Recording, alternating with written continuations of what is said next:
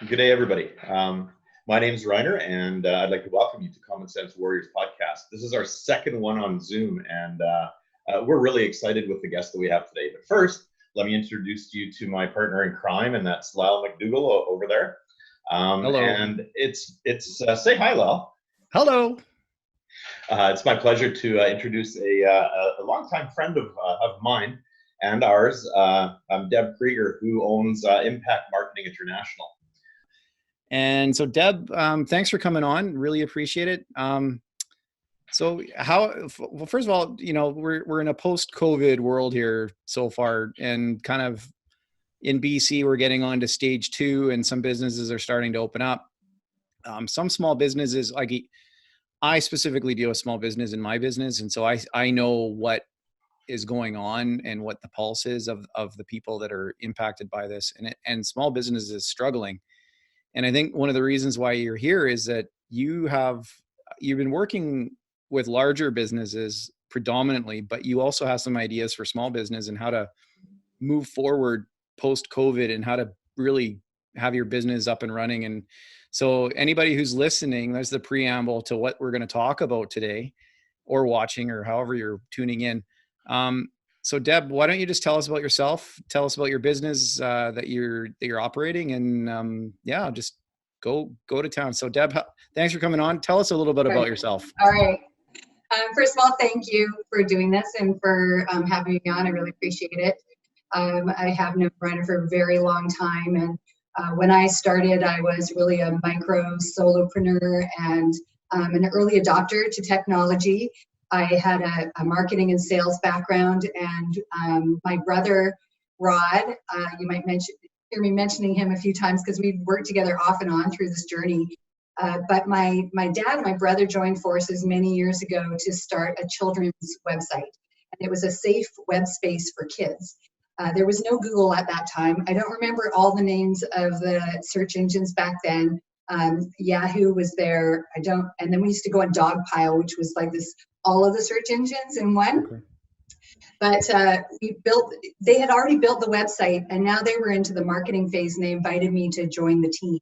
And we started selling franchises, and we would sell this safe software to churches and to schools, and there was a monthly subscription.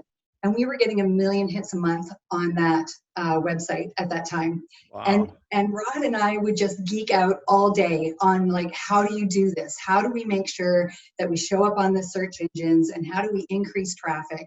And so, there was no formal education. Sometimes I feel like, I don't have, the formal education. Well, there was none when I was doing it. We were paving the way and learning from the very early adopters. So we really just started geeking out on all of the technology that was available.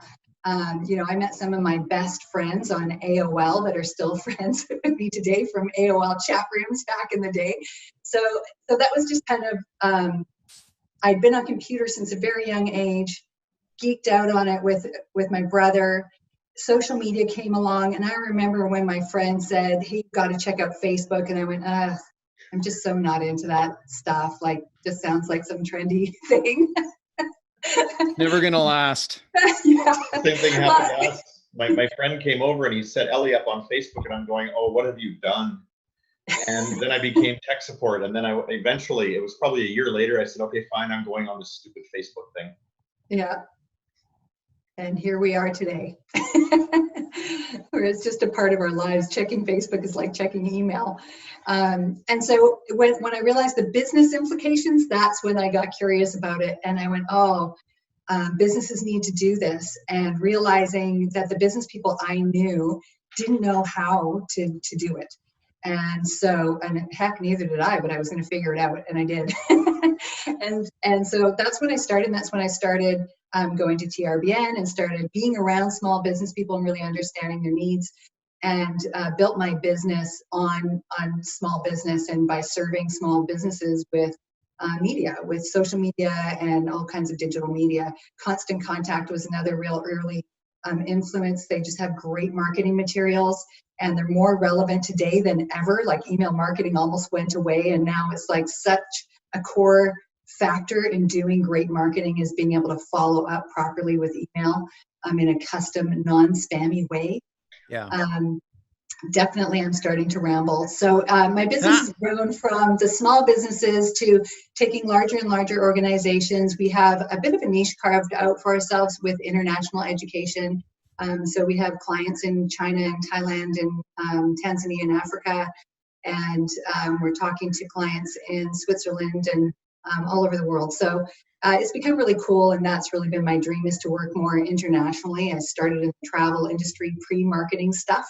And so I have been moving and kind of scaling into bigger clients, which I guess every business owner wants to do, get bigger clients ultimately.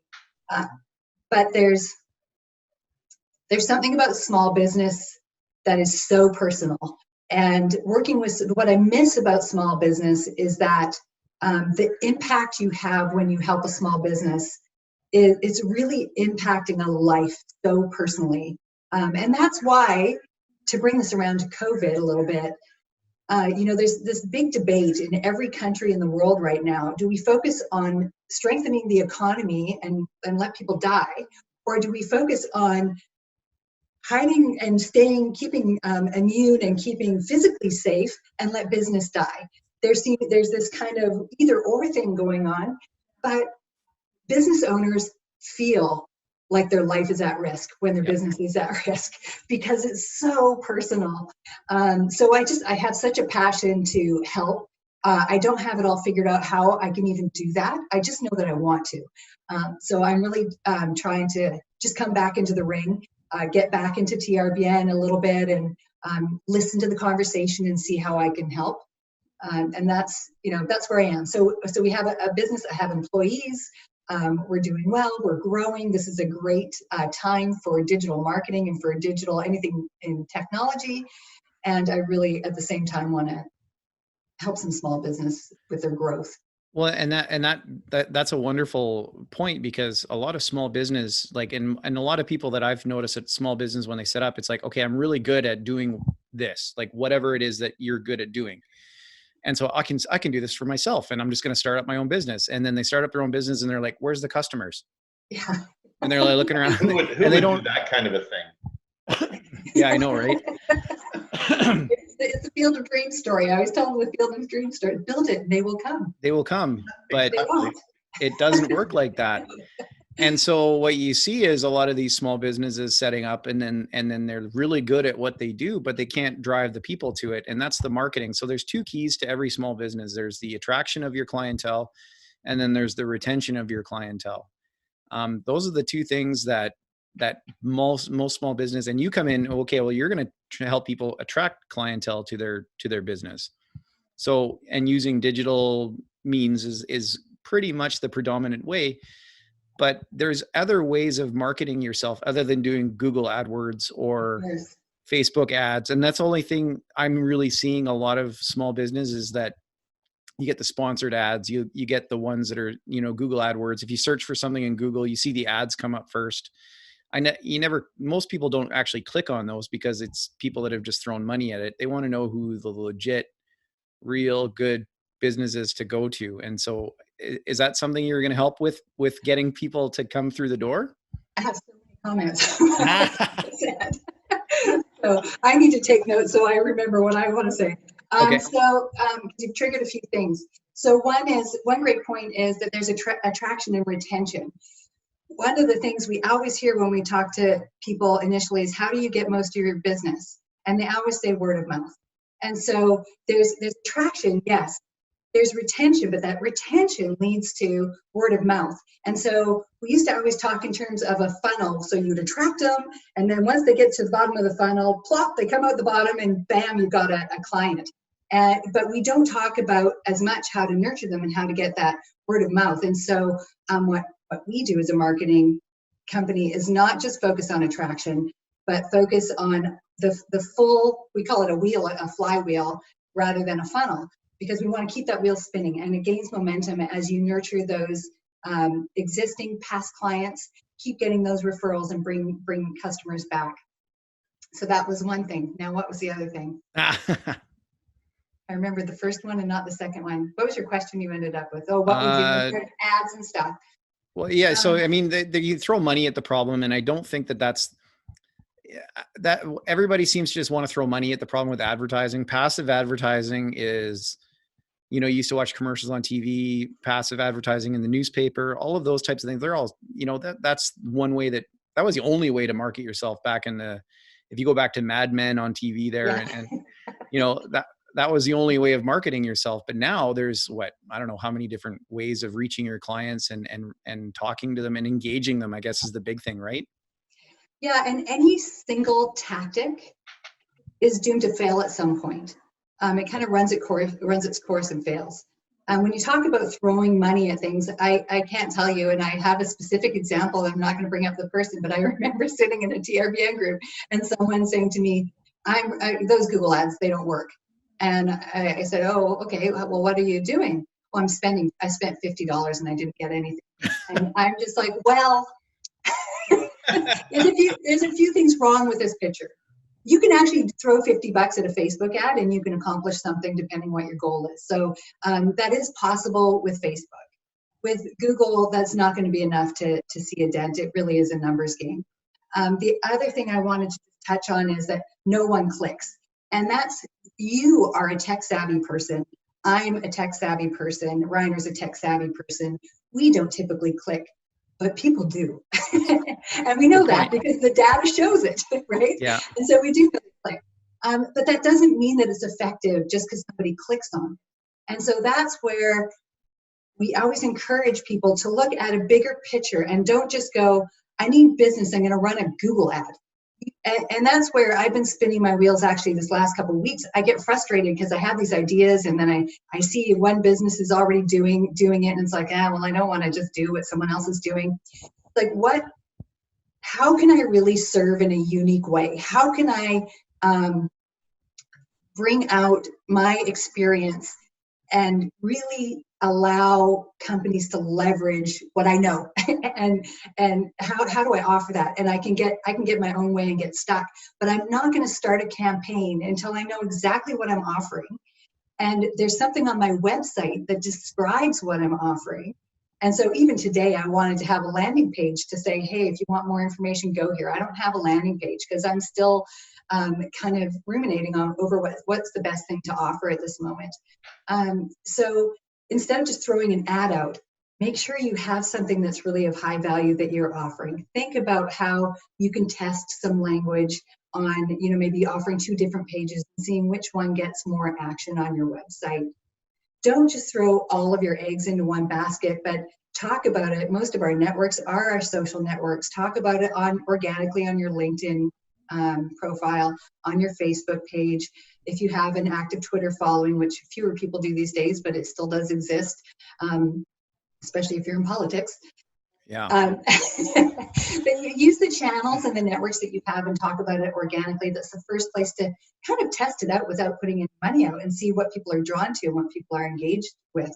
And then when you do make an ad, it's not just saying, we're a marketing agency, come check us out. Yeah. Because who cares? Like nobody cares, right? You want it to be something really specific. It's like, what I want to say is, are you trying hard to protect everything you've built, or are you looking forward to how you can grow? I'd like to help you with that. Yeah. Click here for more information. That's something that's relevant to today's market. People are struggling. They're scared. They don't know what to do. They're going, well, I might have 10 grand or 50 grand or whatever in the bank, and I don't want to lose it. So I'm just going to sit here and hang on for dear life and hope this thing passes. And so people have those thoughts. I know they have those thoughts. So no matter who you are, what your product or service is, and I'm going to backtrack because it's not no matter who you are or what your product or service is. There are some products and services that are just really going to tank right now. And those individuals, they're going to have to completely rethink their business and rethink how they can apply their gifts in a new way. But holding on is the best way to fail at this point. If this all blows over tomorrow, you might be great, but it's not going to blow over tomorrow.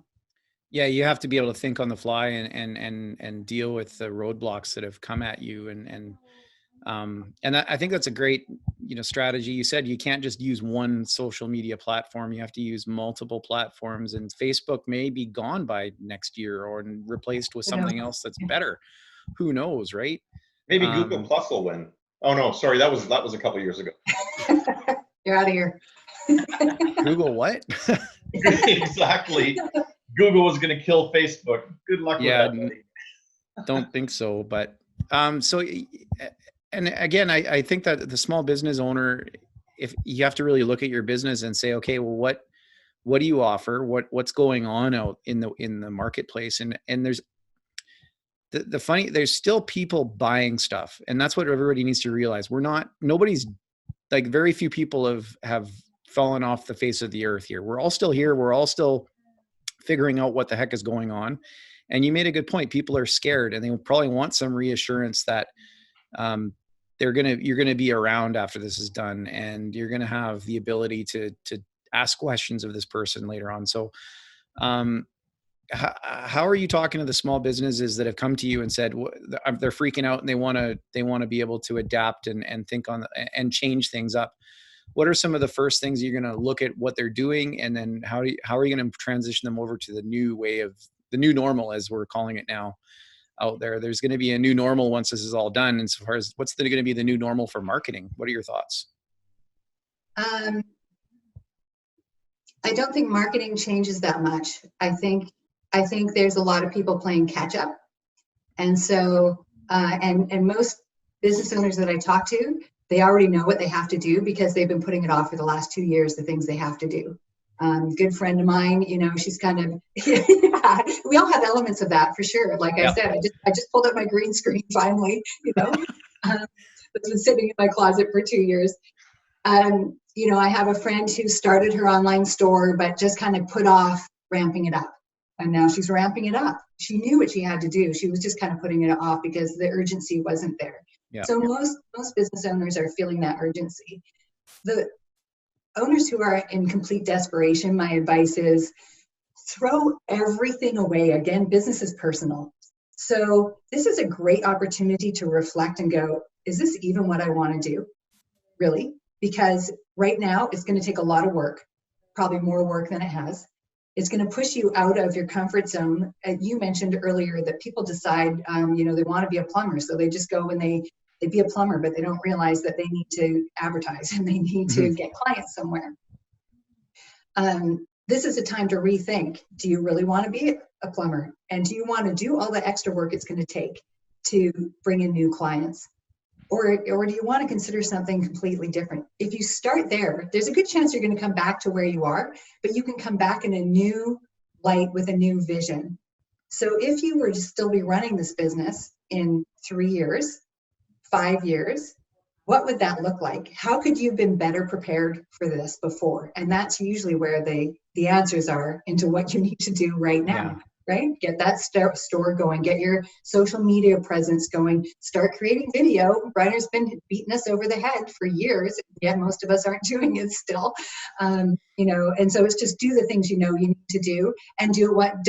The other thing is, it's just so easy to get overwhelmed by it all. And I'm guilty of that. We're all guilty of that. We get to this point where our list is so long, it's like, how do I do this all?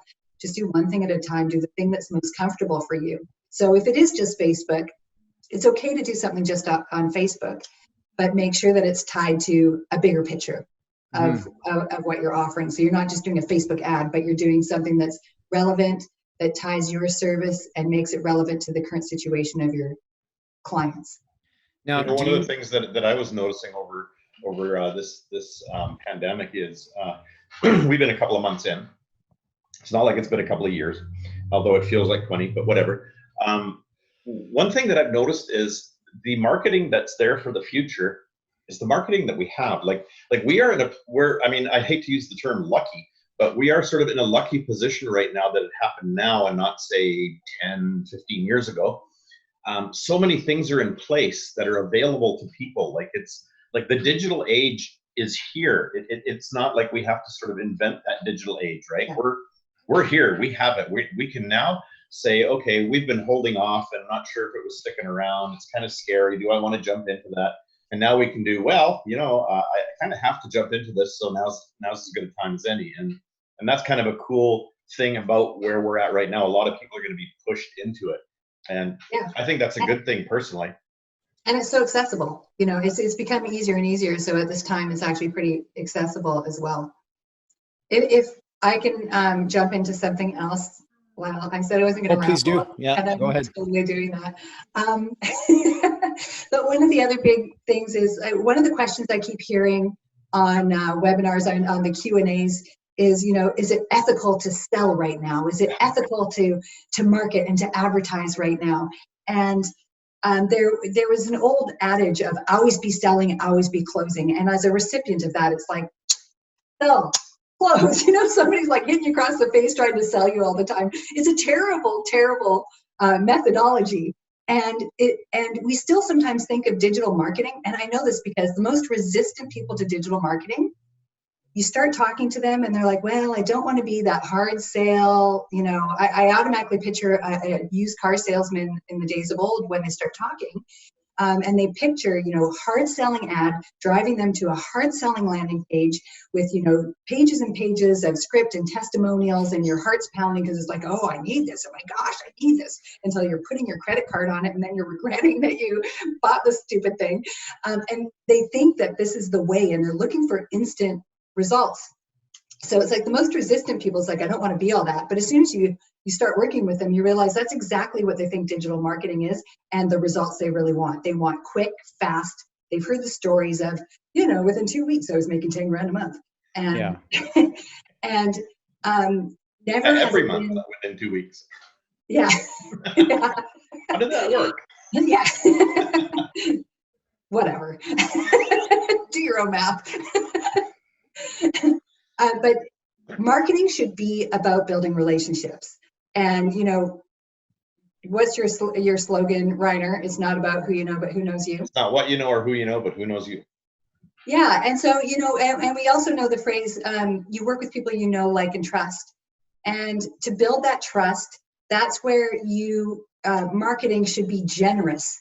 That's where you are producing content, whether it's a video or a blog or whatever format you're comfortable in, but you are generously offering your expertise and saying, here's how you do it yourself. Even with our big clients, there's so many digital agencies that go, well, behind the curtain, we're going to do this bit of magic and we're not going to tell you how we do it because otherwise you're not going to pay us. And we do the opposite. It's like, we are going to teach you everything you want to know and you're capable of understanding. And the more you can take this internally, the better. And I got off track about so you're talking about like you're giving information out. You want to know, people are going to know, like, and trust you before you're marketing to them. Yeah. Thank you. So it's giving it away, being generous, and building relationships. And if you're not marketing, nobody knows who you are. If you're not putting your face out there in some format, whether it's a video, blog, Facebook, whatever you're comfortable with, they can't know you. They can't come to like you. And some people aren't going to like you, which is sometimes the big fear of putting yourself out there. But the more polarizing you are, the more strong avid fans you're going to have as well. And so to be able to take that risk, put your face out there so that you can be known, so that you can be liked, and so that people can grow to trust you. There's never been a more important time to build relationships. And back to your retention comment early on, talk to your existing clients. One of my big focuses has been, I'm getting on the call with all of our existing clients saying, what do you think your next year looks like? Because their worlds are changing. I'm reaching out to leads that we had that kind of went dormant and said, where are you now? How can I help you? And I think that's just so important. That is the marketing strategy of the pandemic. I don't think we're in new normal yet. I think new normal is a couple of years down the road. I guess there's going to be different levels of new normal. But we started talking about rebound early on, and then we realized the rebound is 2 or 3 years out. And so right now we're in this time of resilience. And while I don't know the details of what we're going to launch, I know it's going to be called Resilience to Rebound. And so resilience is the bridge that we need to jump on in order to make it through to the rebound. I love that. That's the adjective that you need is resilience. Really, at the end of the day, that's what we all need to be right now. Because we're in a situation just economically where the big companies like Amazon, Google, and Disney, and they're making, what did Bezos made $240 billion in the last couple of months with everything that's going on, people buying their stuff on Amazon. And then you're going to see a lot of small businesses that are going to struggle to get through this. And there's going to be, it's more polarizing, like you said. So other than having the massive infrastructure that these large businesses have, is that they have the ability to think on the fly and parry and move on to the next thing, right? And so as a small business owner, you can flexibly do it without, selling your whole vision. And I think that's kind of where small businesses you need to be resilient, and you need to, like, a rebound, right? So you don't always make all your shots, but you need somebody there to rebound and get that rebound and score the goal or make the basket and those types of things. So I think that's a wonderful point of what you guys do in the marketing world and mostly digital marketing, correct? Yes. Okay. And I really think of us primarily as business and marketing consultants. And then we kind of fill in the gaps for where our clients don't have the teammates to fill in the gaps. But to your point about the big companies, Virgin Atlantic is filing for bankruptcy in several markets. Hilton Hotels is struggling. Lots of the hotel chains are down to 20%. Who knows what's going to happen to the cruise ship industry? So it's not necessarily about the size of the company. It's about having the resources and having the financial planning. And big companies go up and down, because if they just did a heavy investment in a bunch of new cruise ships or whatever it is, they're going to be down in their resources. Whereas if they had plans to and they can call them off and they haven't built anything, they might be up in their resources. And so they're going to be better able to span that bridge of resilience over to the rebound. It was encouraging to me, even though this is kind of sadistic, was to see some of these bigger companies failing and struggling, because it's not just small business. Right. And it doesn't mean that you're not smart or you've failed or you've done something wrong. Everyone from the smallest business to the CEO of the biggest businesses in the world, we're all learning. Everybody's learning. Nobody knows it all, right? We're all just figuring it out. And so I find some encouragement in that.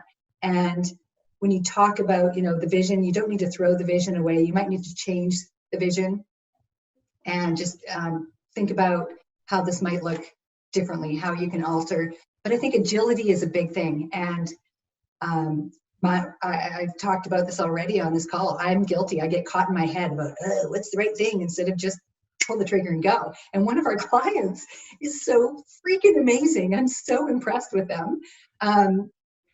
The owner hired somebody, I don't know, we were already into the crisis, and she hired someone. Their business is dependent on airports, to give you some perspective. So they're not doing it right now. Mm-hmm. And she's looking forward and has such a big, beautiful vision. And they pulled off 2 webinars. Well, they pulled off one so far. They're doing another one 2 weeks later. They've got a great funnel, and they just put it together and they had 180 registrations for this. Only organically put it out there on LinkedIn, and 7 people showed up. That include 2 people on my team. But it was the first go, and they didn't do much for it. And bang, they're back on that horse, and they're ramping up to do it again.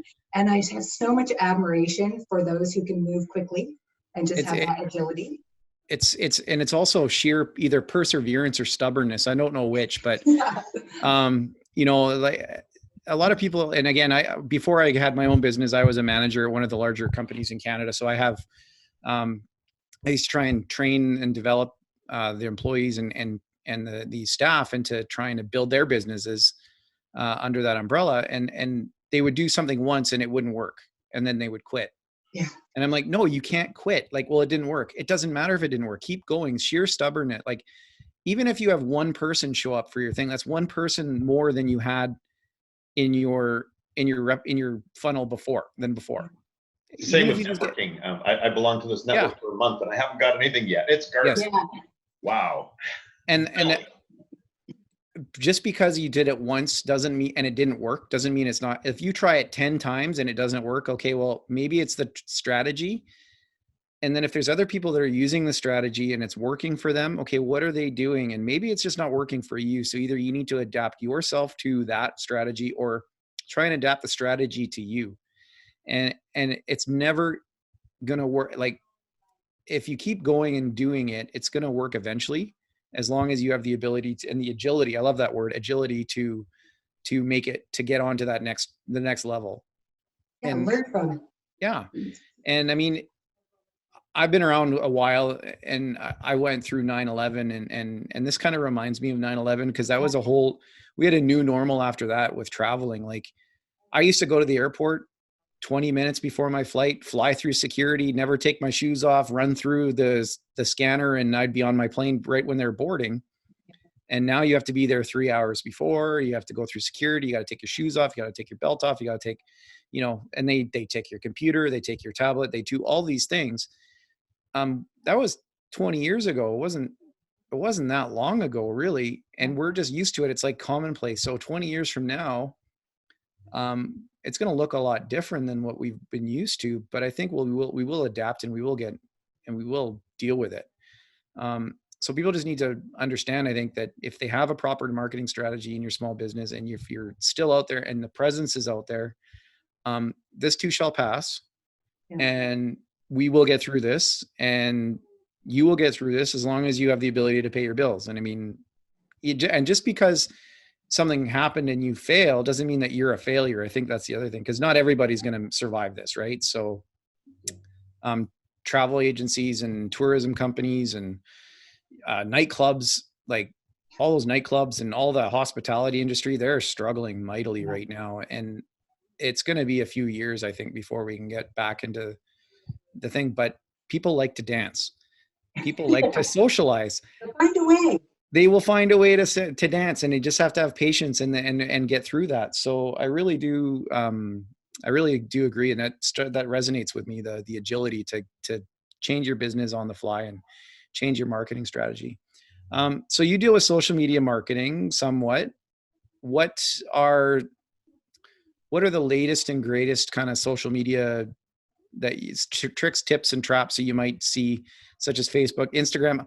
I'm not a Twitter guy, but you said the politicians like Twitter. Like, why are certain people drawn to certain different types of social media? We've got LinkedIn, we've got Twitter, we got Google Plus, not anymore, but we got Facebook, we got Instagram. Like, what are some of the target markets for our small business people? Oh, and we have TikTok. Oh, my kid has TikTok. Hate that thing. I know it's great, but it's irritating. Sharpen up on some dance moves. That's kind of fun. Yeah. And because we have clients in China, we kind of get a little bit of a head start on some of these technologies, which is really interesting. Of course, they use WeChat a lot, which is a bit of a challenging nut to crack when it comes to marketing. We have our client, actually the one I was just talking about, who works in airports, their demographic is bilingual Mandarin. And so we've been looking at WeChat, but advertising is out of this world expensive if you're not in China. When it comes to trends, I mean, it changes all the time. And why are some people attracted to platforms and others is a great question. It just seems like Twitter was a place. Initially, it was on par with Facebook. It was just another option. And then musicians, it became really heavy around musicians, kind of evolved to celebrities in general. What is fun is that educators use it like crazy. And so for us, if you're working with educators and working with schools at all, it's a great market. That's just a place where they really interact a lot. So that's a cool find for us. It only became really a political thing. Well, actually, I was gonna blame Trump, but really Obama started it. Obama had a great social media game, and so he really started using social media more actively. And of course, now we might call it abuse at the level that it's gone to. It gets a little crazy sometimes, and so that's just kind of taken on a life of its own. It's actually almost hard to be on there sometimes because it's become so political, just depending, I guess, which side you're on and how much you're into watching and being a part of that. Facebook, so the thing that's amazing about Facebook, and now they own Instagram, is just the hyper targeting you can do for your audience. And while that creeps people who are on the receiving end, it allows you to be delivered ads that are actually relevant to you. And, you know, now we're not out in the malls. It's kind of nice to see ads that are relevant to me instead of seeing things that I have no interest at all, you know? And so, you know, if you are a home decor store, you know, you can target females between the ages of 30 and 60 who live in a specific vicinity and present them with something that is relevant. And again, we're talking about building relationships that's generous to that population. And so the targeting is just elegant and beautiful on Facebook and Instagram. That's why I love those platforms. You want to make sure that your ads don't look like ads and they're not salesy. You want to be, again, providing value. How are you providing value? Make it look like a social media post, not like an ad. And then my favorite is LinkedIn. I so love LinkedIn. Ads are more expensive, but the organic impact you can have right now is phenomenal. And if you're a small business, you're doing anything B2B, you must be on LinkedIn. And if I'm going to go on a rabbit hole and waste time these days, it's going to be on LinkedIn because I am in B2B, and it's just there's so much information. And both on LinkedIn and on Facebook, there's a thing that's come up in the last few months that I really like, where it notifies me if something's been posted that my company might be interested in responding to. What a great feature, you know, just kind of comes up. And so, and I rarely do, because I really want to make sure I do have something relevant to say. It's not just, hey, here I am. But I love that feature that it's coming up with that little notification. And then, you know, TikTok has been really fun to see the schools take advantage of right now while they've all been home, and they're utilizing it because that's where their kids are. It's a very young demographic, so I don't know if you're selling something to them. You know, that demographic will age. So, you know, usually what happens, you know, Instagram was for the younger demographic. Now it's not really, it's for 30 and up. And so it will age up, and then it'll become a more viable place to do advertising. But right now, unless you're targeting young kids, which is kind of weird, I don't even know if that's acceptable or ethical.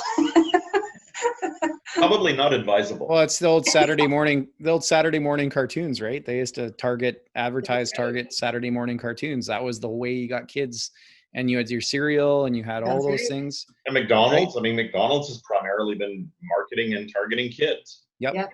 So yeah, it's been around for a while. Yeah. No, and I get, like, because if kids want something, the parents are going to go try and get it for them if they possibly can, right? So yeah. Well, after this conversation, I'm going to start paying attention to LinkedIn. I tried over so many times I would try and I would just get frustrated and move on. Instagram, I haven't really found Instagram to be a lot of worthwhile fun for me. I'm still sort of stuck in the Facebook lane. You like to start sending barbs to people and causing. Well, Facebook you can tell very quickly if I'm bored. Yeah. A lot of my friends will send me a little message and go, "Yeah, you're bored, aren't you?" I'm going, "Yeah, how'd you guess?" But because you're all LinkedIn, over Facebook. I have to look at it again, because I did hear, and I keep getting notifications that they're changing this and changing that, and I'm like, yeah, all right, I'm going to have to go, because I am definitely B2B. There's not even a question about it. Yeah, and it's just reached that tipping point. So that's the thing. Like, I've been saying it for about 5 years. You know, that there's a keen opportunity there. But at this point, it's tipped to where there is so much more, people are more active on it. They're not just looking on to see if anyone sent the messages. People are actually following their streams, and it's become a lot more interesting, a lot more interactive. And I'm finding a lot more of my peers are active on there. So I think you'll find that too. And LinkedIn is a lot more professional. I think that because you're not getting what did the Privy Council called it, the vomitorium of Facebook and Instagram, like people can just go blah, and then, but LinkedIn is a little bit more professional. I think that's part of the draw to it for B2B for sure. I've had some success on LinkedIn, and then I've had some and really good success. And then I've had some just like nothing happens. And I'm still trying to figure all that out. What makes something really kind of get a lot of traction, and then some things don't. Yeah. And there's really not a lot of difference. So I think that's probably your job, isn't it? To try and analyze what you're doing.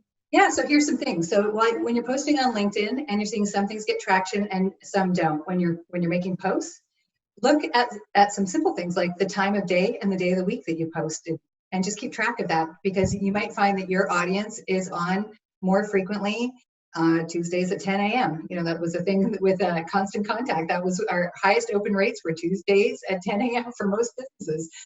So take a look at when you post. Hashtag, use your hashtags. People are following hashtags, and I found that people are reposting whatever I posted. They have something set up with their Zapier or whatever that's automatically posting if I put certain hashtags on. So make sure that you're hashtagging, people are following those. Never just post a link. Always make sure you put a comment or something specific on it. A call to action, even if it's not a sales call to action, but it's like, click on this link to watch this great video. Yeah. Or what do you think about delivering McDonald's food to young children? Before you put the article of whatever it is. So ask a question and see if you can generate some more engagement. So those are the things to play with to see if you can get more engagement. When you send LinkedIn mail, if you're like me, you get a lot of spam from there. And the spam that I hate is like, I know they've copied and pasted it, and they said, thanks for connecting. Now will you buy my thing? It makes me crazy. Yeah. That's the way to not do it. But the way to do it, if there's someone you see that you'd like to do business with, go and really look at their profile. Take a deep look at it. Make your email real personal. I noticed that you do this.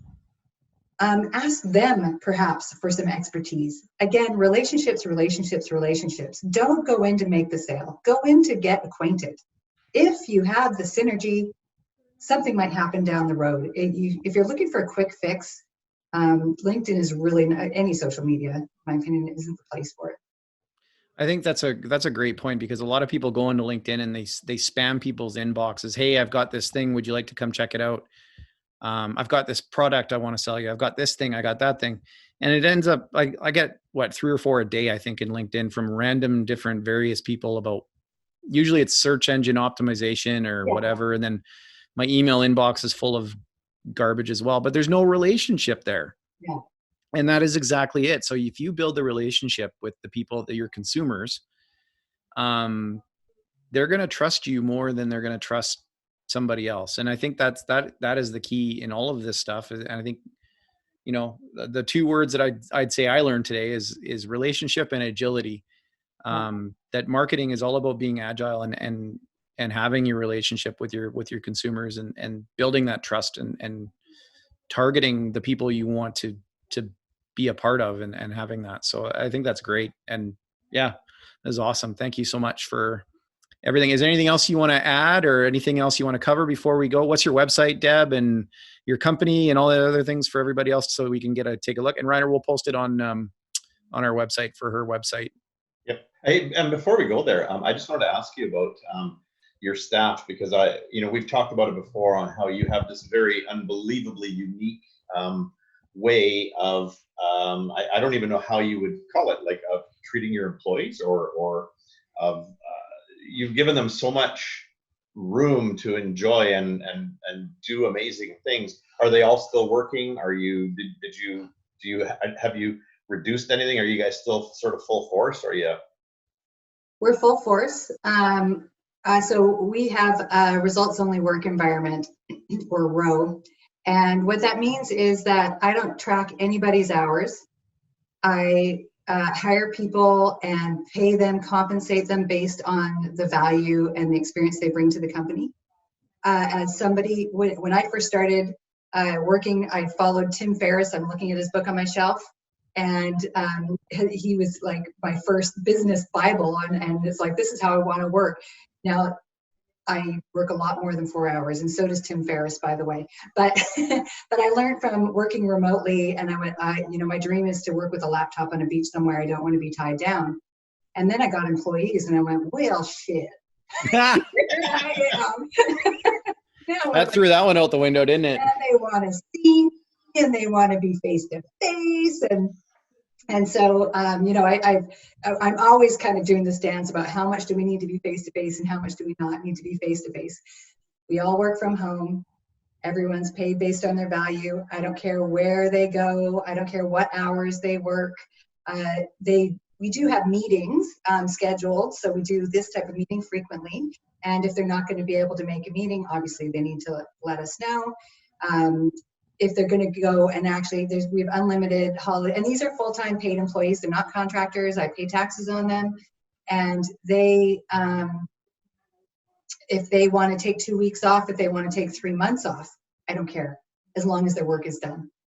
So that's our flexible system. It's working so far. It makes me a little bit nervous about growing, because you feel like the more we grow, how are we actually going to be sure? But I think the thing is to hire people you trust. If you can't trust your people, then it's not going to help that they look over their shoulder, in my opinion. So, and I love that. That's the work environment that I was a big fan of when I was managing people. And if you have the results, go to where the heck you want. I don't really care. If you want to go golfing, like, have fun. Large corporations are definitely not going in that direction. So I would encourage you to keep going.